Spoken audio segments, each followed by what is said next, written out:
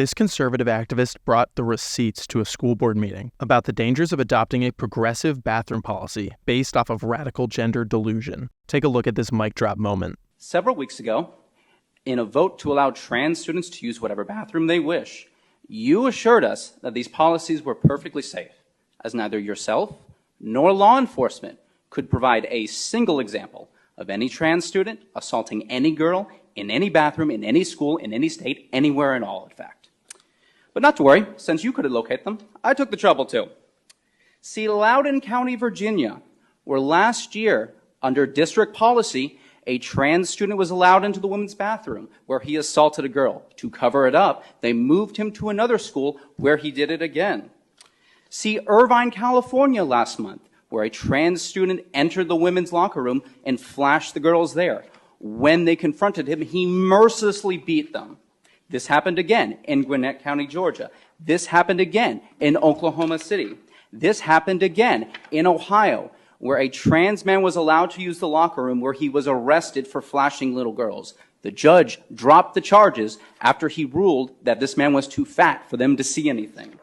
Last month, in this city, a man using they-them pronouns in a scene straight out of Silence of the Lambs hunted down and killed a female jogger because he, quote, wanted to look just like her.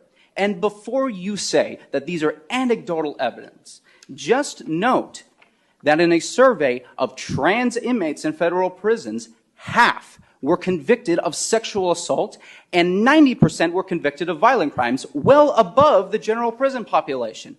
Now, it should also be noted that in each of these cases, each of these perpetrators had either changed their pronouns, had undergone transition, or had received gender-affirming therapy and accommodations thereof.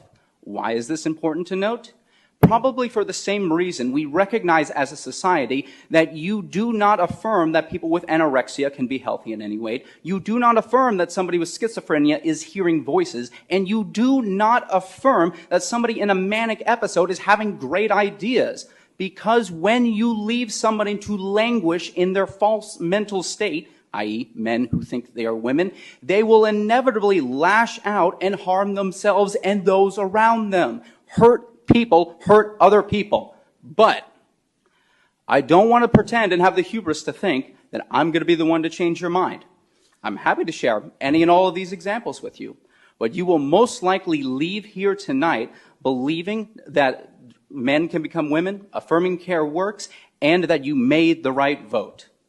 But you will no longer be able to look into the eyes of your constituents and honestly say that you are unaware of the assaults that inevitably take place when we declare to women, you have no right to privacy. Thank you very much. Tons of Americans have been waking up to the realities of dealing with gender ideology. And nobody is doing it better than Riley Gaines, the former elite female swimmer whose fifth-place trophy was snatched from her by trans swimmer Lia Thomas. She's tired of what she calls emotional blackmail from these progressive activists. This has been your experience over and over and over. You're told as a woman to shut up, don't say anything. What's that like? That is continually happening. And if we do speak up, you're immediately labeled as some name. They will call you everything under the sun, whether it's transphobic, homophobic, racist, white supremacist, domestic terrorist. They will throw them all at you in hopes to deter you, in hopes to silence you. Lia Thomas's teammates, they were forced every single week to go to mandatory LGBTQ education meetings to learn about how just by being cisgender, they were oppressing Lia Thomas. They were told that they're not allowed to take a stance because their school has already taken their stance for them.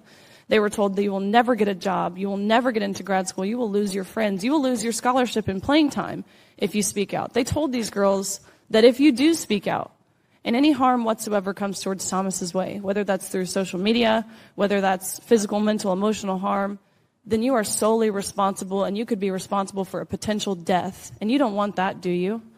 Of course not. Who would ever want to be responsible in a potential death? But that is the emotional blackmail that is plaguing this country, especially in universities.